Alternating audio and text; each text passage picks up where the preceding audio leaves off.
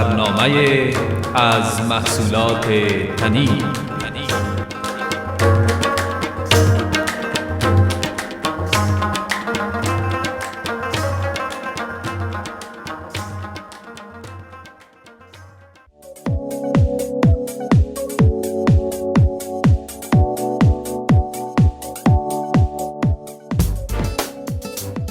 زن مشعل زندگی، ښځه د ژوند ډیوه.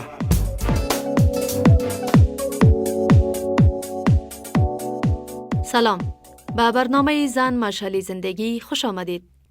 امیدواریم تا آخری برنامه با ما باشید. اینک من زولای حیا با معرفی داشته های برنامه حاضر در خدمت شما قرار دارم. چرا در اکثریت خانواده ها زنان و دختران از نعمت سواد محرومند؟ چطور می شود که در سن زیاد به تحصیلات ادامه داد؟ در اخیری برنامه مطلبی داریم در مورد زن ستاره شناسی امریکایی.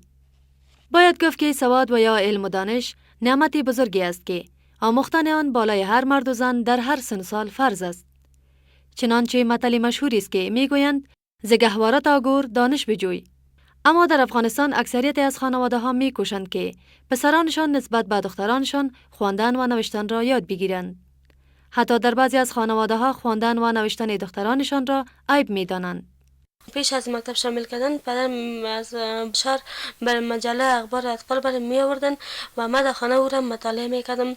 وقتی که 7 ساله شدم پدرم در مکتب مرا شامل کرد تا صنف 4 مکتب خواندم. خب بسیار شوق و علاقه داشتم، همراه مکتب هر روز می رفتم، غیر حاضری نمی کردم. همیشه تا صنف 4 مکتب خواندیم و عمره شدیم. وقتی که در کابل شرایط خراب شد رفتیم پاکستان. ما گفتم که مکتب میرم، بیادرم گفت که اینجا ملک مردم هستند. خب او 10 سال مکمل در پاکستان تیر کردیم. 10 سال مکمل یک عمر انسان است. خب کدام آرزو که داشتم وقتی مکتبم در مهاجرت تیر شد و پس که در کابل آرامی شد آمدیم صنفیم. وقتی که ما در مکتب میرفتم صنفیم امرایم حالا صنفیم مکتب خلاص که در صنف 2 پنتون است و هر کدام صنفی میره که پرسان میکنم به منظر علاقه خودشان، کسی در ژورنالیسم هستند، کسی در طب هستند و من که پرسان میگه که ملال خوار خودت در کدام پنجه هستی و ما از این کار بسیار خجالت میشم که ما تا مکتب خلاص نکردیم در کدام پانتون یا پنجه ما برم و ما درس خود ادامه بدم و ما از پدر و از بیادرم زیاد خفه هستم به خاطر از اینکه مرا مکتب نماندن. ما میخواستم که مکتب بخوام، فاکولته بخوانم، به وطن خود، به مردم خود، به پدر مادر، به اولاد خود یک خدمت کنم. خب ما که چه کسیم که آرزو داشتم تو نشد. صحبت ملاله را شنیدید که فامیلش نخواسته که تحصیلاتش را به پایه اکمال برساند. اما در بعضی از خانواده ها هستند زنان و یا دخترانی که خود نخواستند که خواندن و یا نوشتن را یاد بگیرند. ما مکتب نخواندیم. از اول من شوق نداشتم که مکتب می کار خانه مصروف بودم. در خانه هم کسی پشت من نگشت که من در مکتب شامل میکردم. مکتب میرفتیم، از درس خواندن هم کسی کدام نبود. از سو خاطر گرفت ماندم به سواد مکتب نخواندیم. خاطر تلخ ما است که در خانه ما یک همسایه بود. شوهر از همسایه ما سینه بغل شد، براش دوا گرفت. خود دوا را خوردیم کردی که دواش ماند. یک چند وقت بعد بچه از همسایه ما مریض شد که 1 ساله نبودن. زن همسایه ما که بود دوای شوهر خود گرفته بچه خود داده بود. تا که نصف شب میشدی بچهش دیگه بیخی ازار برآمد. تا که به شفاخانه و دکتر و چیزا گپ میرسید بچهش از بین رفت مرد. دیگه اون وقت بسیار افسوس درمان میکردم کاش که مکتب میخواند. مگر این زن مکتب میخواند چرا اولادش از بین میرفت؟ چرا دوای زور از شوهر خود میگرفت بچه خود میداد؟ حالا ما خودم دیگه اولادایم از مکتب که درس از درخواست نکردش کسی نیست تا که شوهرم از وظیفه میایه برشان درد میده. کدام روز اگر بیکار نباشه از وظیفه نبیایه حتی اولادایم از مکتب رفتن میمانه. خودم لوحه خواندن نمیتونم، جای رفتن نمیتونم تا شوهرم نباشه که نمیفهمم موتور که کجا میره کجا نمیره. اولادم دیگه اگر خودم سواد میداشتم اولادم خسر نوشش معلم میشدن بیچاره امتماندن. اگر پدرش آمد درس برشان داده اگر نی نمیتونم. خانم کاملا می گوید وقتی احساس پشیمانی کرده که سن و سالش زیاد شده و به گفته خودش نمی تواند که خواندن و نوشتن را یاد بگیرد. چی فکر می کنید که وقتی سن و سال کسی زیاد شود نمی تواند خواندن و یا نوشتن را یاد بگیرد؟ جواب این سوال را از زبان محمد ظاهر، یک تن از روشنفکران، میشنویم. اصلا ابی درس خواندن میگه از گواره تا گور دانش آموز. درس خواندن وقت نداره، یاد گرفتن وقت نداره. اصلا هر وقت که آدم ثواب از گناه تشخیص میده، ابو وقت باید عمل ثواب اختیار کنه. کسی که زمینه درس برش مساعد است، ولو 70 ساله است، 50 ساله است، 60 ساله است، در هر سنی که قرار داره، ابی زمینه برش مساعد است که درس بخونه، بهتر است، به نفع اولادایشان است، به نفع خودشان است، به نفع جامعه ماست. از لحاظ شریعت اسلام کدام ممانعت در رسید تحصیل و زن و مرد وجود نداره. از زمان سابق بسیار دخترها و زنای دانشمند داشتیم. بنابراین اگر ما میخوایم جامعه ما پیشرفت کنه، باید دخترای خود بانیم که مکتب بخونه. اصلا ما رسم و رواجای خوب هم داریم، رسم و رواجای بد هم داریم. رسم و رواجای بد به این معنا که بعضی رسم و رواجا از سابق اگرچه نه از لحاظ شرعی جواز داره و نه از لحاظ قوانین مدون کدام جواز داره، لیکن امور رسم و رواجا مثل قانون واره مراعات میشه، مثل بد گرفتن، مثل بدل کردن، مثل ازدواجای اجباری که امیگی گپام که زنا را نمیمانند که درس بخوانند، در جمله امور رسم و رواجای غیر شرعی و به اصطلاح جواز شرعی نداره. ما زنایی که مکتب خواندن و در ضمن از لحاظ فرهنگی هم سطح دانششان بالاتر است و اونا از لحاظ اسلامی هم سطح دانش بالا دارن، هیچ وقت مرتکب خطا نمیشن، ثواب از گناه تشخیص میدن. ما دختر خود ما در مکتب روان میکنم و فعلا درس میخوانه و حتی به خویش و قوم ما توصیه کردیم که دخترایتان در مکتب روان کنین، در فاکولته روان کنین، دکتر شون، انجینیر شون. دختری که درس خوانده باشه همه چیز خوب از بد تفکیک میته، مسائل دینی را خوبتر میفهمه، رسم و رواجای نیک ما را خوبتر مراعات میکنه، آبروی فامیل خود به جای نگاه میکنه. به گفته محمد ظاهر، آموختن علم و دانش وقت ندارد، چون که میگویند ماهی را هر وقت از آب بگیری تازه است.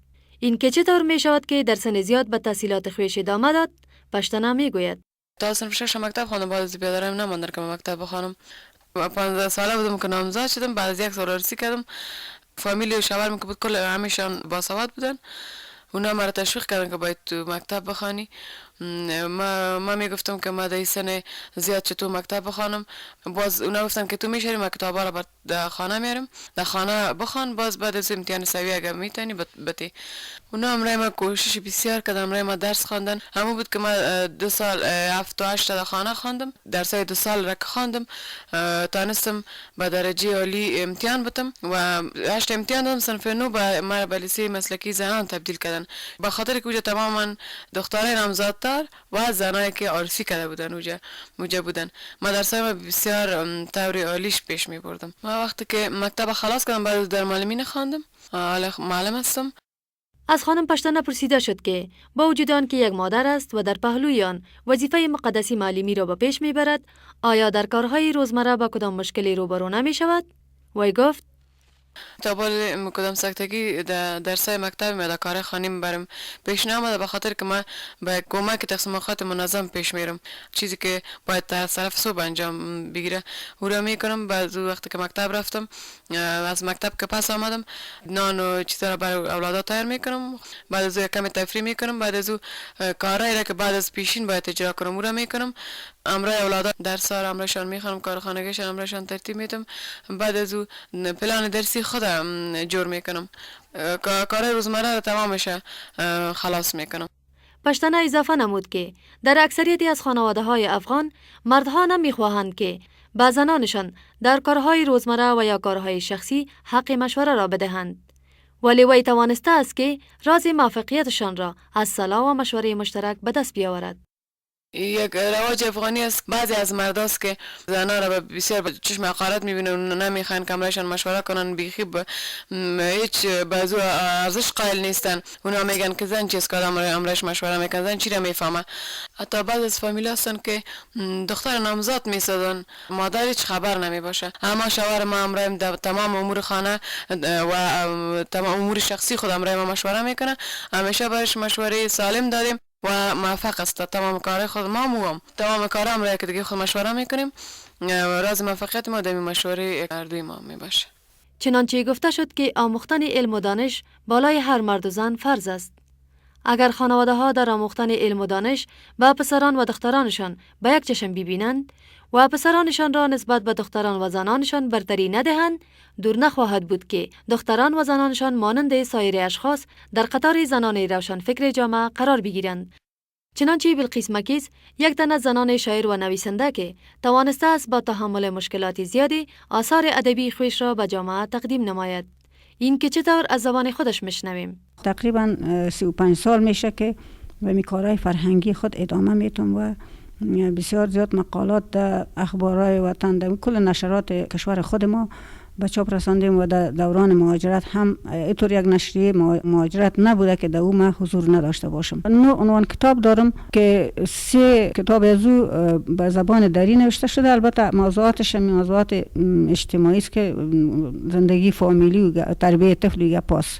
یکی دیگهش بدبختی زنها در سالهای اخیر جنگ هم یک چیز است و کتابای پشتوی من زیاد است. زیادتر نوشتای من به خاطر زنها است و هدف من است که من بتونم درد زنها را انعکاس بدم، مخصوصا در دوران جنگ مصیبت‌هایی را که زنها تحمل کردن اونا را انعکاس بدم و همیشه انعکاس دادیم و راجع به حقوق زنها همیشه من نوشته میکنم و دیگه کتابایی که تا چاپ نشده 1-4 عنوان کتاب دارم. زنها نه تنها در عرصه ادبیات جهان مصدر خدمت می‌گردند، بلکه آنها می‌توانند که در تمام عرصه‌های علوم مصدر خدمت شوند.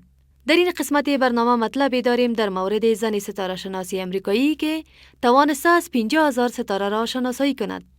کنن انیجم، زن ستاره شناس امریکایی که از سال 1863 الی 1941 در امریکا زندگی کرده است. این زن ستاره شناس امریکایی از سال 1897 در پانتون هاروارد امریکا در رشته ستاره شناسی آغاز به کار کرد. وی در طی این مدت تعداد زیادی از ستاره ها را عکس برداری کرده که از آن جمله اضافه از 50,000 ستاره ها را طبقه بندی نموده است. در عین وقت وی بسیاری از مطالب را در مورد ستاره ها به نشر رسانده که برای مطالعات بعدی در قرن 20 در رشته ستاره شناسی اساس خوبی را به جا گذاشت. کنن انیجم در مطالعات خویش حرکات بعضی از ستارگان را مشخص نموده و در عین وقت وی در جریان عکاسیش مشخصات 300 ستاره را مطالعه کرده و بیبلیوگرافی 20,000 ستاره را نیز ترتیب داده است. به همین لحاظ همه ساله در امریکا جایزه به نام کنن انیجم برای آنانی که در رشته ستاره شناسی خدمات ارزنده را انجام می‌دهند عطا می‌گردد. شنونده های عزیز، این بود داشته های برنامه زن مشعل زندگی که شنیدید. اگر در مورد برنامه نظریات، پیشنهادات و انتقاد سالمی داشته باشید، می توانید با آدرس برنامه با ما در تماس شوید. برنامه های رادیویی آینه، مرکز مطبوعاتی و کلتوری افغان آینه، چهارراهی ملک اصغر، جوار وزارت پلان و یا هم به شماره موبایل 070 28 20 65 با ما در تماس شوید. تا شنیدن برنامه دیگر شما را به خداوند یکتا می‌سپاریم.